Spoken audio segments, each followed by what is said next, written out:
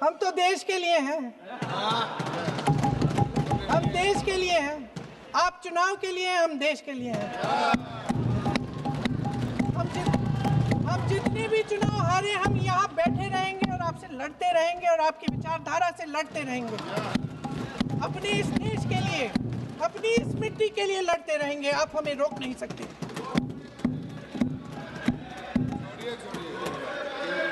सुन लीजिए सुभाष चंद्र बोस जी ने क्या कहा, सुन लीजिए, सुन लीजिए। My dear Jawahar, my dear Jawahar, ये गीत देश की आत्मा का हिस्सा बन चुका है। 150 सालों से देशवासियों के दिलों में ये गीत बस चुका है। 75 सालों से हमारा देश आजाद है। तो फिर आज इस बहस की क्या आवश्यकता है?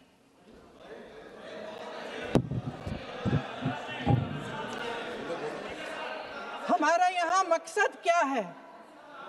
जनता से हमें दिया गया दायित्व, जनता का विश्वास, उनके प्रति हमारी जिम्मेदारी, हम किस तरह से इसका इस्तेमाल कर रहे हैं, हमें ये सोचना चाहिए।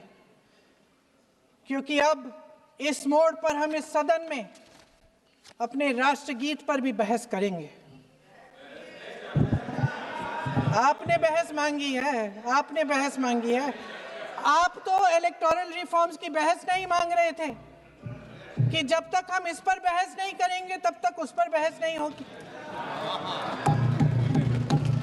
इसकी वजह क्या है? इसकी वजह क्या है? हम आज यहाँ ये बहस क्यों कर रहे हैं? हमारा राष्ट्रगीत है, इस पर क्या बहस हो सकती है?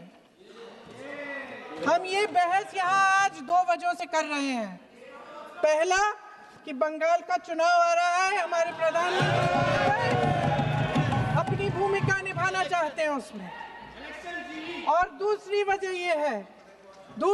ये है, ये मकसद है, पुरानी मकसद इनकी अध्यक्ष महोदय, कि जिन्होंने स्वतंत्रता की लड़ाई लड़ी, जिन्होंने देश के लिए बड़ी बड़ी कुर्बानियां दी, उन पर सरकार नए आरोप लादने का मौका चाहती है।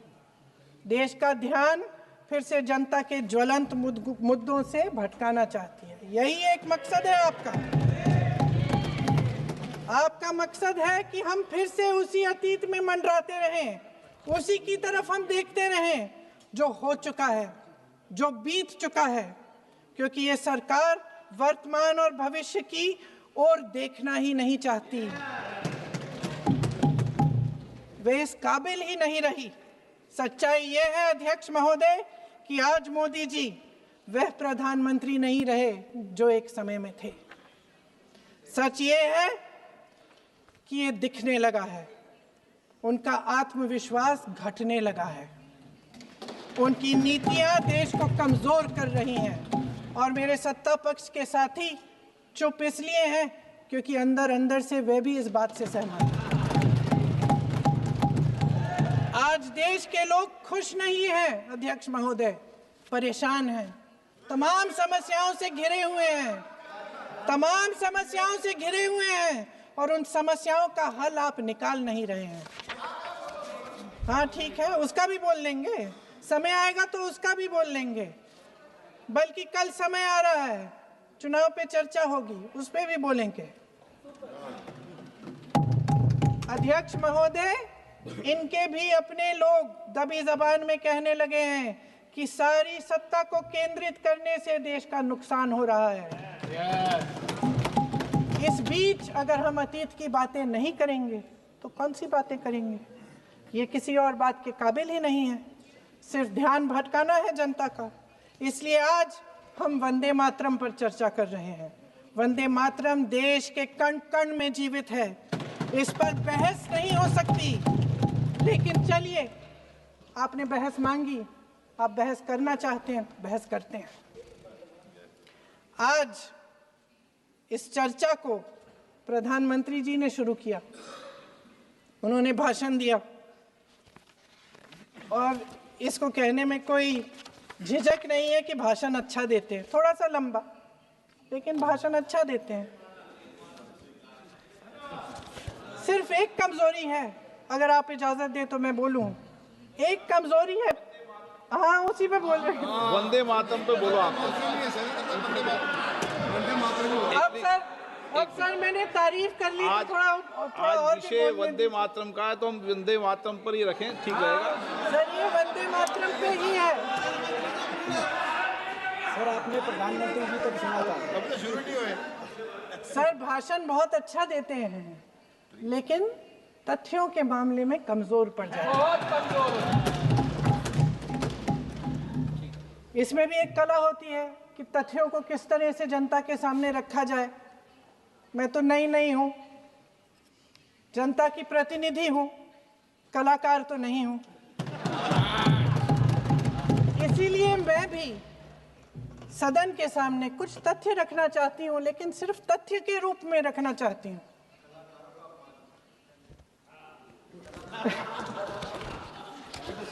मैं उदाहरण दूं, उदाहरण दे देती हूँ। सर मांग रहे हैं सर वंदे मातरम के बारे में, वंदे मातरम की जो सालगिरह पे आपने एक बड़ा कार्यक्रम आयोजित किया था, उसमें प्रधानमंत्री जी ने भाषण दिया। उसमें उन्होंने कहा कि 1896 में पहली बार गुरुदेव रविंद्रनाथ टैगोर ने ये गीत एक अधिवेशन में गाया। उन्होंने ये नहीं बताया कि कौन सा अधिवेशन था। महासभा, हिंदू महासभा का अधिवेशन था, आरएसएस का अधिवेशन था। किस बात से कतरा रहे थे कि ये कांग्रेस का अधिवेशन था। और उदाहरण दूं कि मैं अपना भाषण जारी रखूं। दे रही हूं। जो वंदे मातरम की जो क्रोनोलॉजी है वो भी आप समझिए, जो असली क्रोनोलॉजी है। 1875 में महाकवि बंकिम चंद्र चट्टोपाध्याय ने इस गीत के पहले दो अंतरे लिखे, जो आज हमारे राष्ट्रगीत घोषित हुए हैं, मतलब जो घोषित हुए थे और जिसको हम आज अपना राष्ट्रगीत कहलाते हैं। ये पहले दो अंतरे लिखे। 1882 में 7 साल बाद उनका एक उपन्यास प्रकाशित हुआ, आनंद मठ। उस उपन्यास में यही कविता उन्होंने प्रकाशित की, लेकिन इसमें 4 अंतरे जोड़ दिए। 1896 में कांग्रेस के अधिवेशन में गुरुदेव रविंद्रनाथ टैगोर ने पहली बार ये गीत गाया। 1905 में बंगाल के विभाजन के खिलाफ आंदोलन के समय वंदे मातरम जनता की एकता की गुहार बनकर गली गली से उठा। गुरुदेव रविंद्रनाथ टैगोर जैसे महान स्वतंत्रता सेनानी इस गीत को खुद गाते हुए बंगाल की सड़कों पर उतरे। विद्यार्थियों से लेकर किसानों तक, व्यापारियों से लेकर वकीलों तक, हर कोई ये गीत गाने लगा। इस गीत की शक्ति को समझिए। ब्रिटिश साम्राज्य इसको सुनकर कांपता था और हमारे देशवासी इसको सुनकर वे मन बनाते थे, वे हिम्मत बनाते थे कि इस भयंकर साम्राज्य के खिलाफ सत्य और अहिंसा के नैतिक हथियारों को लेकर शहीद होने की तैयारी करते थे। ये गीत मातृभूमि के लिए मर मिटने की भावना को जगाता है। इस गीत की शक्ति ये है, इस गीत का हमारे देश से जुड़ाव ये है। लेकिन 1930 के दशक में हमारे देश में जब सांप्रदायिक राजनीति उभरी, तब ये गीत विवादित होने लगा। 1937 में, अब ये मैं दूसरा उदाहरण देने वाली हूँ, क्योंकि प्रधानमंत्री जी ने अपने भाषण में इसका उल्लेख किया और गलत किया, इसीलिए मैं इसके जो सच्चे जो तथ्य हैं वो आपके सामने रख रही हूँ। 1937 में नेताजी सुभाष चंद्र बोस कांग्रेस का अधिवेशन कलकत्ता में होने जा रहा था, उसका आयोजन कर रहे थे। तो जो मोदी जी ने पत्र सुनाया सदन में 20 अक्टूबर का, और कहा कि जवाहरलाल नेहरू जी ने नेताजी को ये चिट्ठी लिखी और ये कहा कि इस पर चर्चा होनी चाहिए। उससे पहले 3 दिन पहले नेताजी सुभाष चंद्र बोस ने पंडित जवाहरलाल नेहरू को एक चिट्ठी लिखी थी, जिसका जिक्र आपके प्रधानमंत्री ने नहीं किया। और इस चिट्ठी में सुन लीजिएगा,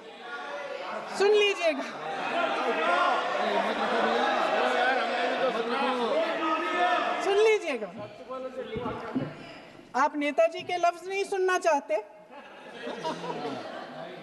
बंगाल का चुनाव आ रहा है।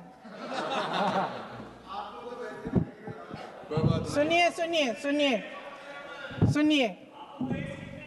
हाँ, कोई बात नहीं, हम तो देश के लिए हैं। हम देश के लिए हैं, आप चुनाव के लिए हैं, हम देश के लिए हैं। हम जितने भी चुनाव हारे, हम यहाँ बैठे रहेंगे और आपसे लड़ते रहेंगे और आपकी विचारधारा से लड़ते रहेंगे। अपने इस देश के लिए, अपनी इस मिट्टी के लिए लड़ते रहेंगे। आप हमें रोक नहीं सकते।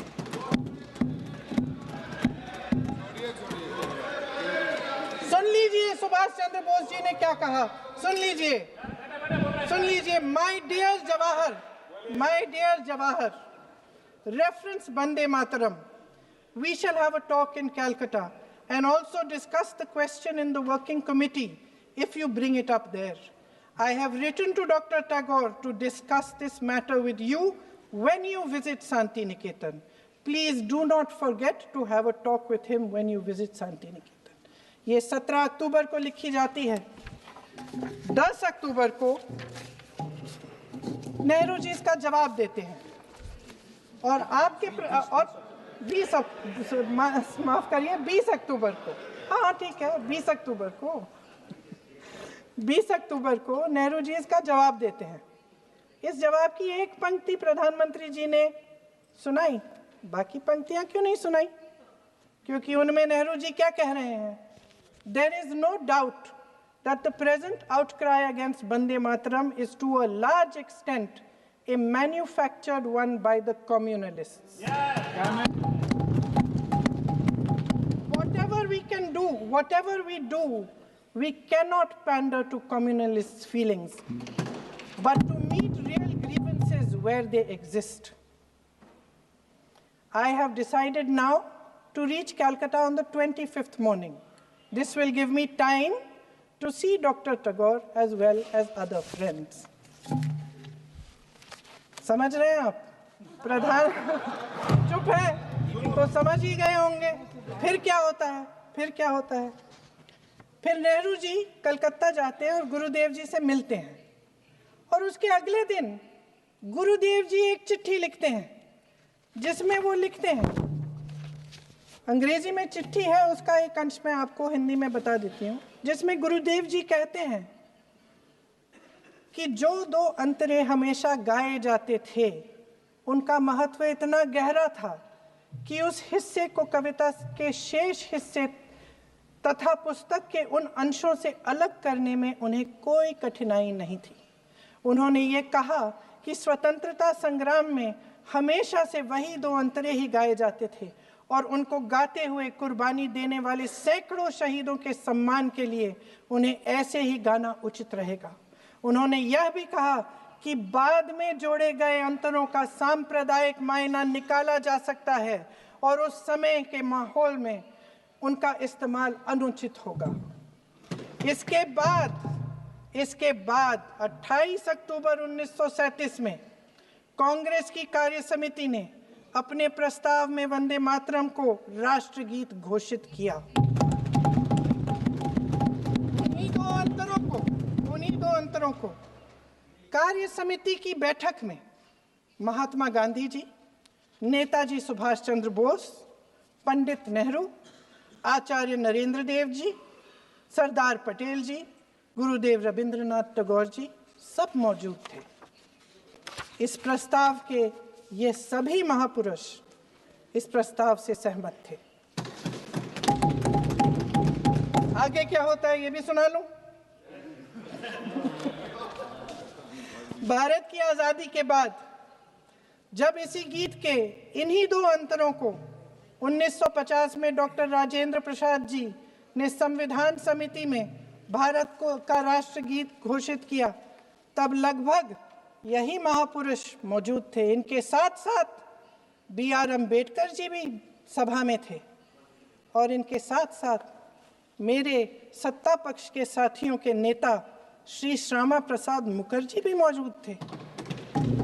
वही दो अंतरे राष्ट्रगीत घोषित किए, किसी ने कोई आपत्ति जारी नहीं की, कोई आपत्ति नहीं जताई। वैसे इन तथ्यों के साथ जुड़ा एक और तथ्य भी है जो मैं यहाँ पे आपके सामने रखना चाहती हूँ। आज हम अपने राष्ट्रगीत पर बहस कर रहे हैं, लेकिन हमारा राष्ट्रगान भी एक कविता का एक अंश ही है, एक लंबी कविता का एक अंश है। और इन दोनों राष्ट्रगीत और राष्ट्रगान के अंश को चुनने में सबसे बड़ी भूमिका गुरुदेव रविंद्रनाथ टैगोर की थी। वंदे मातरम के इस स्वरूप पर सवाल उठाना, जिसे संविधान सभा ने स्वीकार किया, न सिर्फ उन महापुरुषों का अपमान करना है जिन्होंने अपने महान विवेक से ये निर्णय लिया, मगर एक संविधान विरोधी मंशा को भी उजागर करता है। क्या सत्ता पक्ष के हमारे साथी इतने अहंकारी हो गए हैं कि अपने आप को महात्मा गांधी जी से, रविंद्रनाथ टैगोर जी से, राजेंद्र प्रसाद जी से, बाबा साहब अम्बेडकर जी से, मौलाना आजाद जी से, सरदार पटेल जी से, सुभाष चंद्र बोस जी से बड़ा समझने लग गए हैं? मोदी जी का अपने भाषण में ये कहना कि राष्ट्रगीत को एक विभाजनकारी सोच द्वारा काटा गया, उन सब महापुरुषों का अपमान है जिन्होंने अपना पूरा जीवन इस देश की आजादी की लड़ाई में झोंक दिया। वंदे मातरम को विभाजित करने का आरोप लगाकर आप पूरी संविधान सभा पर आरोप लगा रहे हैं, उसके हर एक नेता को दोषी ठहरा रहे हैं। यह हमारी संविधान सभा और हमारे संविधान का खुला वार है। और जहां तक जवाहरलाल नेहरू जी की बात है, जितनी देर हमारे प्रधानमंत्री देश के प्रधानमंत्री रहे हैं, 12 साल हो गए हैं, लगभग उतने ही सालों के लिए जवाहरलाल नेहरू जी जेल में रहे। किस लिए? इस देश की आज़ादी के लिए। उसके बाद 17 साल के लिए प्रधानमंत्री रहे। आप बड़ी आलोचना करते हैं इनकी, लेकिन अगर इन्होंने इसरो नहीं बनाया होता तो आज आपका मंगलयान नहीं होता। अगर DRDO नहीं बनाया होता तो तेजस नहीं बनता। अगर IIT और IIM नहीं बनाए होते तो हम आज IT में आगे नहीं होते। अगर एम्स नहीं बनाया होता तो हम कोरोना की जब बड़ी चुनौती का सामना कैसे करते? हाँ, वही बना कुछ भी। इसका मतलब है इस मुद्दे का जवाब नहीं है आपके पास है? अगर इन्होंने BHEL, गेल, सेल, भाखड़ा नंगल ये सब नहीं बनाया होता जो आप सब बेच रहे हैं, तो ये विकसित भारत कैसे बनता? और मत कहिए बाकी। पंडित जवाहरलाल नेहरू इस देश के लिए जिए। सुन लीजिए, बेच लो यार, और बाकी भी बेच देंगे। पंडित जवाहरलाल नेहरू इस देश के लिए जिए और देश की सेवा करते करते उन्होंने दम तोड़ा। फिर भी सुन लीजिए, मेरी एक सलाह ले लीजिए। सर, मैं आपके माध्यम से सलाह दे रहे हैं। हम छोड़ना नहीं। सर, मैं आपके माध्यम से एक सलाह दे देती हूँ। हमारे प्रधानमंत्री महोदय 12 सालों से इस सदन में हैं, मैं मात्र 12 महीनों से हूँ। फिर भी छोटी सी सलाह है। उन्होंने अभी हाल ही में चुनाव था, कुछ महीनों पहले उन्होंने एक सूची निकाली थी कि विपक्षी दलों ने और विपक्ष के नेताओं ने कितने अपमान किए हैं इनके, और उसमें शायद 90-99 ऐसे उन्होंने अपमानों की सूची बनाई थी। तो मैं उनको एक छोटी सलाह देना चाहती हूँ कि नेहरू जी से जितनी भी शिकायतें हैं, जितनी भी गलतियाँ उन्होंने की आपके जहन में, जितनी भी गालियाँ देनी है, जितना भी अपमान करना है, उसकी भी एक सूची बना दीजिए। नहीं, बात खत्म नहीं है। 999 अपमान, 9,999 अपमान सूची बना दीजिए और फिर हम एक समय निर्धारित करते हैं। जैसे हमने 10 घंटे आज वंदे मातरम पर हमने बहस किया है ना, उस तरह से हम अध्यक्ष महोदय जी से पूछेंगे, एक समय निर्धारित करेंगे, 10 घंटे, 20 घंटे, 40 घंटे, जितने घंटों में आपकी ये शिकायत पूरी हो जाए, माननीय सदस्य आप तो आप शांत हो जाएं और हम बहस कर लेंगे। लेकिन इस सदन का कीमती समय, जिसके लिए हमें यहाँ पे जनता ने भेजा है, जैसे हमें जनता की समस्याओं को हल करने के लिए चर्चा करनी चाहिए, इस्तेमाल करना चाहिए, उसको एसी के लिए इस्तेमाल करिए। उसके बाद जैसे अंग्रेजी में कहते हैं ना, जैसे अंग्रेजी में कहते हैं कि once and for all let's close the chapter, close कर लीजिए। देश सुन लेगा क्या क्या शिकायतें हैं, किसने क्या किया, इंदिरा जी ने क्या किया, राजीव जी ने क्या किया, परिवारवाद क्या होता है, नेहरू जी ने कौन सी गलतियां की, सुना लीजिए, फिर खत्म। उसके बाद बेरोजगारी, महंगाई, महिलाओं की समस्याएं, जो पीएमओ में हो रहा है उसकी बातें, उसकी चर्चा, जो बैटिंग ऐप के बारे में हो रहा है पीएमओ के अंदर, आप माननीय सदस्य प्लीज, जो एफस्टीन फाइलों में बोले आपके मंत्री महोदय के नाम निकल आए हैं, माननीय उसकी चर्चा करेंगे। आप वंदे मातरम में बोले, आप इधर उधर डाइवर्ट मत हो।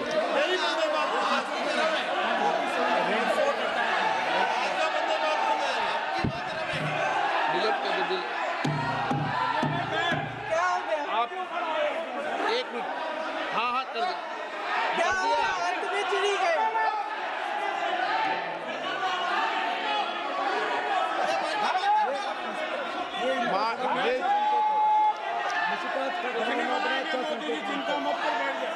बहुत बढ़िया। माननीय आगे सदस्य, 1 मिनट, माननीय सदस्य, आगे बढ़ो आप महोदय, आगे वंदे बढ़ो। मातरम पर सार्थक चर्चा करें।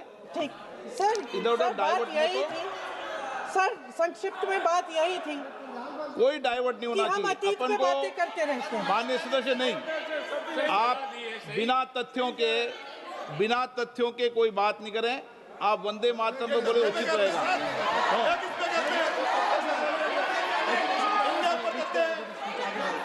मैंने प्लीज, अध्यक्ष महोदय, मैं आपकी बात मानती हूँ, लेकिन बिना तथ्य के बहुत सालों के लिए ये हम पर आरोप डाल रहे हैं।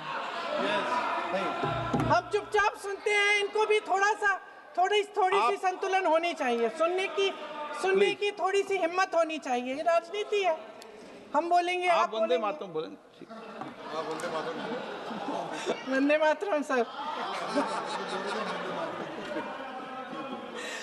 महोदय, आज की ये बहस सिर्फ ध्यान भटकाने के लिए की जा रही है, क्योंकि ये सरकार इस देश के वर्तमान की असलियत छिपाना चाहती है। आज देश का युवा कितना परेशान है, कितनी मुश्किल में है, पेपर लीक होते रहते हैं, बेरोजगारी है, महंगाई इतनी बढ़ चुकी है। इसकी चर्चा हम सदन में क्यों नहीं कर रहे हैं? आरक्षण के साथ जो हो रहा खिलवाड़ है, उसकी चर्चा हम यहाँ क्यों नहीं कर रहे हैं? महिलाओं की बात होगी, बड़े बड़े ऐलान होंगे, मगर उनकी परिस्थितियों को सुधारने के लिए कोई ठोस कदम यहाँ क्यों नहीं उठाया जा रहा है? इन्हीं दरवाजों के बाहर खड़े होकर पत्रकार तरह आपने कहा कि आरोप मत लगाइए बगैर तथ्य के, तो मैं बोलूं कि नहीं बोलूं? नहीं, बिल्कुल नहीं। नो, आप उधर की बात मत बोलो। आप जल्दी से बोल लेते हो, फिर आप सदन में बंद जो कर कुछ देना। भी बोले हैं वो तथ्यों से बोले। आपको हर चीज ऑथेंटिक करनी पड़ेगी, इसलिए आप तथ्यों से बोले।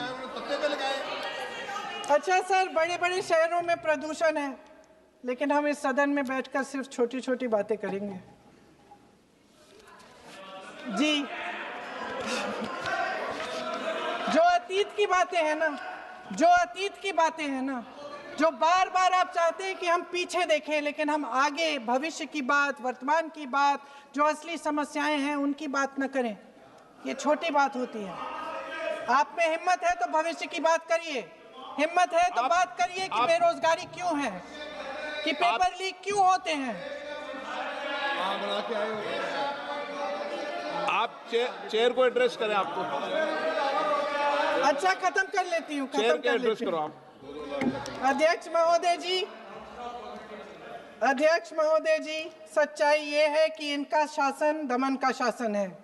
इनकी राजनीति दिखावे की राजनीति है, इवेंट मैनेजमेंट की राजनीति है, चुनाव से चुनाव तक राजनीति है, तरह तरह के ध्यान भटकाने वाले मुद्दों की राजनीति है। वंदे मातरम इस देश की उन्हीं उम्मीदों की गुहार है जिन्हें आपका शासन हर रोज ठुकरा रहा है। आज भी सरहद